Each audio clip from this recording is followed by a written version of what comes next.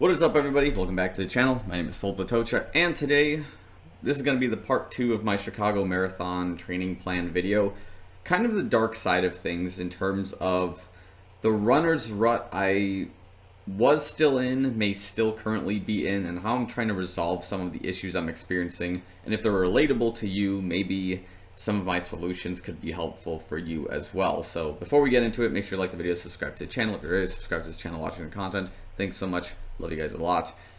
Let's just break it down and let's get into it. So there's two definitions, I think, of the runner's rut that are most common. I think the first one, of course, is probably the more prominent example, which is that you're just outright not running at all and you just don't feel like running. There's a lot of internal and external events that are preventing this from happening, but usually it's more of a mental thing of like, you know, why am I doing this? Like, running sucks. I just don't want to do this right now. Sometimes it could be injury if it's the case, but that's like a forced kind of rut. That's maybe a whole separate issue. So, and the second one I think more is that, this is more what I'm experiencing, is that you want to run, you keep running, you're putting in distance and mileage every week, but you sometimes find yourself in this position of like, am I doing this like for the right reasons? Is this, you know, worth it? Is this going to be worth it in the end?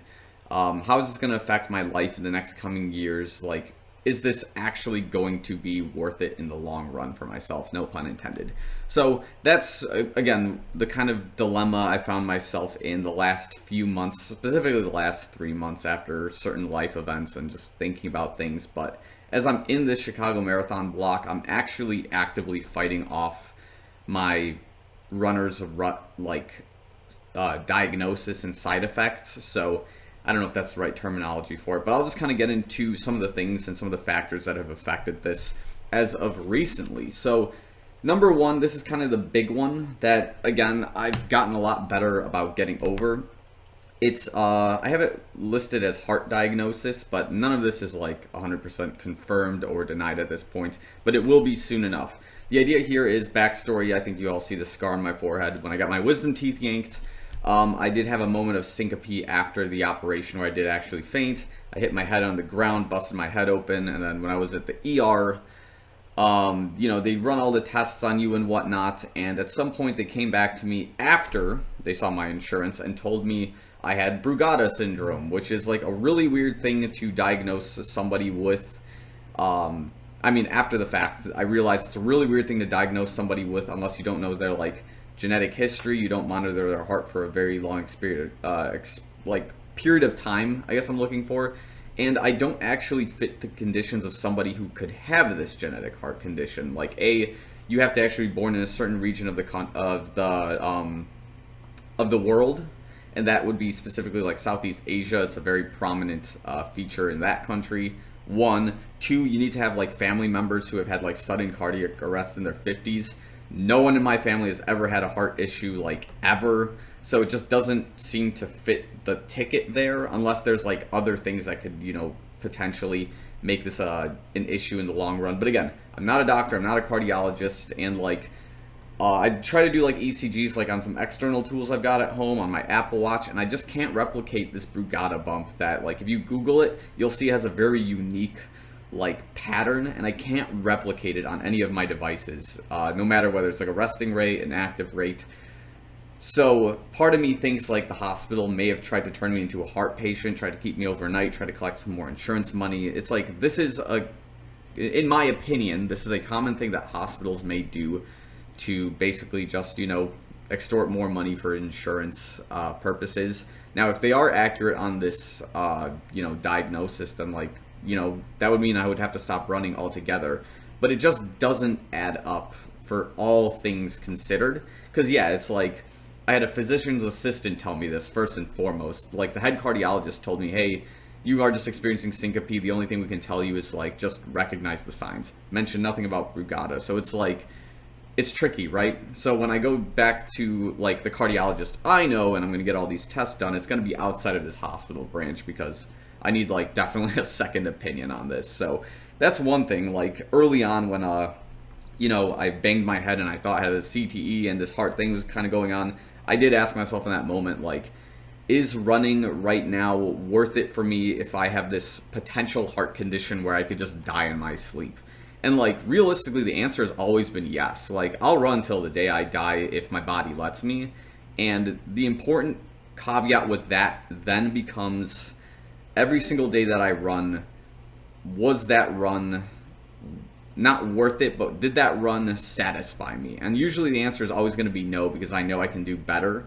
So that's going to be the motivational factor for me to continue running, is to make sure I get that better run. So that was point number one. That was kind of really a deep dive into that one and kind of a backstory as to my scar and like how it's healing up. So I'm getting my ECG and like all those things kind of done real soon, so we can finally get this like off my chest, literally and figuratively. Second thing we've got here is VO2 max stuff. So this one's kind of arbitrary because like the Apple Watch isn't perfect with it, but like for the last couple of years, my VO2 max has always been 60 on the Apple Watch. Fun fact, it usually doesn't go above 60 because it's hard to calibrate it after a certain point.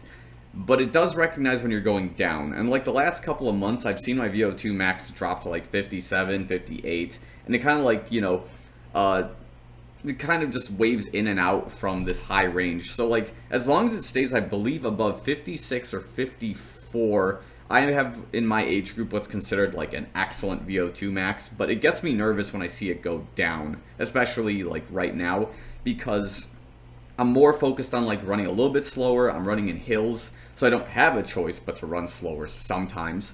And if the VO2 max is just reflecting the time and pace and heart rate at that very moment, it's like, it's kind of not fair, because it's like, well, hey, look, I'm running slow intentionally. Like, don't knock down my VO2 max because I'm just chilling right now. Like if you want me to run fast every single day to keep this above 60, like that kind of sucks, right? That's like defeats the purpose of like measuring my VO2 max on a daily basis. So I digress. That's something that like again put me in a rut of like, oh no, my fitness is failing, like my VO2 max is going down. The way I've kind of gone over that is like just remembering that this is not anywhere close. This Apple Watch is nowhere close to being a legitimate VO2 max testing device in my opinion. And if I wanted to get that done, I could go to like a very specific facility that basically renders these tests and will give you a more accurate description of it, both for your run and your bike respectively. Number 3 on my list is environment change. So this is one that I've kind of talked about already, where like I moved from Chicago to Algonquin, Illinois, and the environment change of running out here is obviously drastically different than like running on the city, where I had the lakefront trail. I could run through the city, like running through the literal city of Chicago, and there was just a lot of fun and a lot of adventure in that, and like keeping those runs like on nice flat basically trails and things like that was just fun. It's nostalgic, you listen to like certain soundtracks, and now you have these core memories in you with like listening to specific songs, seeing the Chicago skyline, running like through the city in certain places, being able to train on the Chicago Marathon routes. I miss a lot of that, but at the same time, I'm grateful that those opportunities happened in my life. But I don't think I'm going to return to this city to like live there necessarily, unless I had some sort of like $1 million, splurge in my life where there was an option to live like in some sort of skyscraper and I would have access to like all this stuff in the city. Now, there's obviously benefits to living in the city and like benefits to living out here in the suburbs of Chicago or like of Illinois in this particular case. The thing I like out here is that in general, the people are much nicer here. I like the running clubs out here. It's a little bit like smaller numbers, nicer people. And then also it's important to note that like a lot of legends grew up in the running world around this area. So I think a lot of people may know about like Evan Yeager. Turns out like I train on roads that like he would just like blaze through in Lake in the Hills, which is like not that far from my house. So when you hear about that and you hear like other legends who like were like triple Ironman or like double Ironman champions around here, who like own running stores, for example, in like Crystal Lake and Lake in the Hills, like you kind of realize that this is kind of a nice fitness mecca in a way. And I'm glad that I'm also out here just able to train in these rolling hill conditions, because it's a lot more of a challenge, like without a doubt, to run out here than it is to run in the city. And in the last couple of years, the trails have gotten a lot better out here, at least from what like the local running club people tell me. So that also created a runner's rut, just to get back to the point, because like you miss a lot of the old trails. You kind of do a little bit of exploration, but because there's a challenge to some of these trails, because you don't see as many people, because the environment is different, you kind of wonder like, man, running out here sometimes really sucks. But now it's a lot better because I'm able to explore a lot more. I know where a lot of things are, more or less. I know that the trail system we have out here is much more vast than the lakefront trail and has a lot more options and accessibility than I even can control. So it's just a case of accepting the fact that this is a new environment. You gotta like hunker down and you just gotta enjoy the training for it. And especially knowing that the World Vision team actually trains on one of the trails that I use fairly often. That's kind of a nice thing on like Saturday mornings and whatnot. But running with like a running club has definitely been a good way to combat this, of like running with people who know the environment, who have trained on this environment regularly, and kind of just show you around. And, you know, having that camaraderie and like that company has been also a big help to get me out of a runner's rut, which actually leads into my next point, which is the morning routine. I think I will speak for myself on this. Like, I'm a bad morning person. I used to be awesome with it, like in 2017, 2018, when I was waking up early for like workouts, for literally going to work, to school, and things like that. And then I started working from home, and like my sleep schedule started getting messed up. Sometimes my job will have me up like really late at night, and then sometimes I have some late mornings that sometimes, you know, there's flexibility in these kinds of things. But as long as the work gets done, nobody's going to be like, you know, up the wazoo on me. So that's kind of a bad habit for me personally, like to take advantage of that kind of system. Like, I need to be up at like 6:30 every morning like I used to be, start my runs early in the morning, have that time after like 8 o'clock to, you know, get some coffee, get my work started, and then in a sense be able to prepare for another workout like I used to do. So you do that run first thing in the morning, then you have like maybe a bike or a swim afterwards, or you do another run, and then you have that evening workout as well. So you can have the time to basically get all those workouts in. And that's something that has been a side effect of waking up late, is you lose that time during the day to get those additional workouts. So in order to fix that, you know, the running club again has 7 a.m. morning runs on Saturdays, which I'm like actively taking advantage of during the Chicago Marathon block to basically just run slow but run distance with them in the morning, have that time during the day, just feel awesome, feel excited. Get some McDonald's breakfast if you want. That's always been the move for me after a nice long Saturday morning run. So yeah, that's just another thing to basically kind of get in the habit of. And the last thing that's put me in a runner's rut is that existential black pill of the 5-year running difference. So when I think back to like 2017, 2018, when like, you know, I was just recovering from shin splint, taking run a lot more seriously, running again on the lakefront path, like there was just a whole different vibe, a whole different adventure, new people, new gym, new things like that. Learning how to race more often, and obviously racing more often. And you think back at those times and you're like, man, those were really good times. Despite the fact that I was like not a good runner at those times, I wasn't fast, I was very inexperienced. And now you look at like today's time and you're like, man, so much has changed. Like, I don't live in the city anymore. I'm training out here. I don't know if I'm necessarily faster anymore. I know I'm a lot more of an experienced runner. I have a little bit more wisdom on these certain things. I'm more conscious about like the shoes I wear, obviously the type of training I do. So that 5-year difference makes you think like, man, 5 years ago was such a good time. I wish I can be able to run like that again, but it's not going to happen. It's not possible. And that in a sense put me in a rut too of like, man, the best times of my running might be over. But I'm pretty sure this is a mental block where, again, I fight this off by saying that the best is still yet to come. Like, this is the place I want to be right now to train at a higher level than I did before. And that sub 3-hour marathon is not going to get accomplished by me living in the city and training in like that monotony, but having more of this interesting environment, more rolling hills, more experience from people who have run multiple marathons, multiple Ironman races, and I can like, you know, pick their brains for like days and on end. And that's really what I'm looking for here, is just more experience, but something different than what was in the city, more or less. So that's another thing, of course, that's been kind of big. And the last thing I've got on my notes here is basically just how running is affecting my life in general. So this is a weird one. I don't know how deep I want to go into this necessarily. If you guys want me to make a follow-up to this video on like this specific topic, just go for it. It seems like it's the discussion of like how my regular life is interacting with like everything associated with running, I guess. So specifically in this particular instance, it's more like, how is running affecting my work life? How is it affecting my personal relationships? How is it affecting my dating life?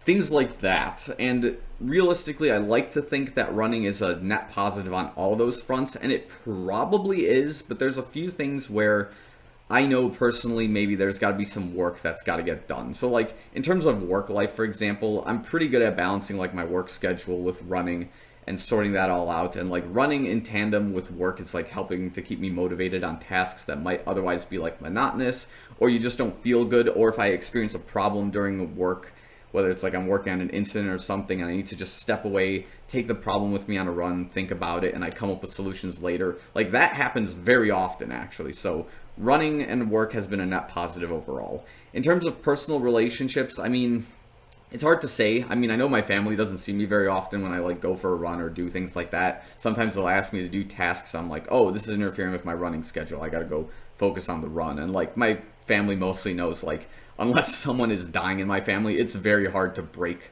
my training routine and like my schedule away from running. And that's something as, you know, a side effect of marathon training is you're very rigorously scheduled, and anything that will interrupt that schedule could cause a problem for yourself in the long run, figuratively and literally.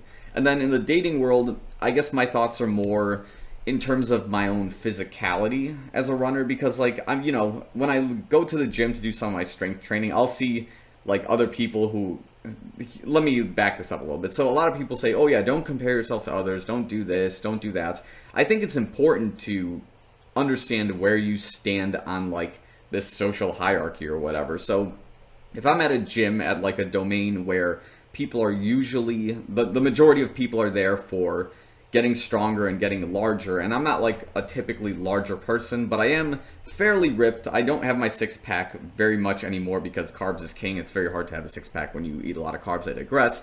The point is you kind of see that you're a little bit smaller than everyone else, but you are a bit more shredded and you have strengths that otherwise some of these bodybuilders might not have. And sometimes I'll go into a runner's rut thinking, man, I want to be like huge like that as well, but that's not necessarily my mental domain right now, to be somebody who's huge, who's eating a lot of calories per day, who is trying to deadlift over 405, maybe 545 pounds or things like that, or squatting over 3-4 plates. Like that's not something that personally interests me, and I don't think this is a stretch here, but I don't think I'm genetically gifted to be doing something like that necessarily. Personally, I like to stay more with like lighter weights. I do like to find some max numbers in like 2 to 2.5 plates on various different workouts, but that's like on occasion that I'll do something like, you know, a 225 squat or 315 pound deadlift, sumo form. I'm cheating, I know, I get it, but the point is like, my goals are very different at the gym than a lot of other people's gyms, their goals specifically. But like there's a camaraderie at the gym of like, you know, we're all going to make it. Everyone is there for some sort of goal that they're focusing on, whether it's, you know, getting stronger, getting more fit, recovering from injury, if they're trying to get girls or guys or whatever they're there for. It's like everyone has a goal there at the gym. When you recognize that you compare yourself to others to realize that this is the case, you kind of feel better about yourself being at the gym, and, you know, you're able to talk to people of like, hey, you know, that's awesome that you're able to deadlift this, and they'll be like, hey, that's so cool that you run like 7,000 miles a day, and it's like, well, yeah, we kind of don't understand our own sports, but we understand the grind of why we're here, essentially. So that also put me in a rut again. The idea of comparing myself to others, being at the gym for strength training and thinking, do I really want to be running when I could be just lifting weights and getting stronger, or focusing in the pool to become a really sick swimmer, you know, things like that. So it's good to kind of have that mental break away from running sometimes, or have that, I guess, like loss of focus temporarily to remember what you're training for as well. So that's just something I sometimes see at the gym as well. But I think those are the main things that put me in a rut, and like those are some of the solutions I had for them. If you guys have ever experienced like any weird runner's rut moments and you had like different ways of, you know, combating them, you know, just let me know in the comments below if you've like experienced any of these solutions or any of these like runner's rut moments, and you had like a a workaround solution to them, just like let me know in the comments below as well. See if like we've kind of resolved them in a similar way. But yeah, I think I'm gonna end the video here. So thanks so much for watching. I'll see you guys in the next one.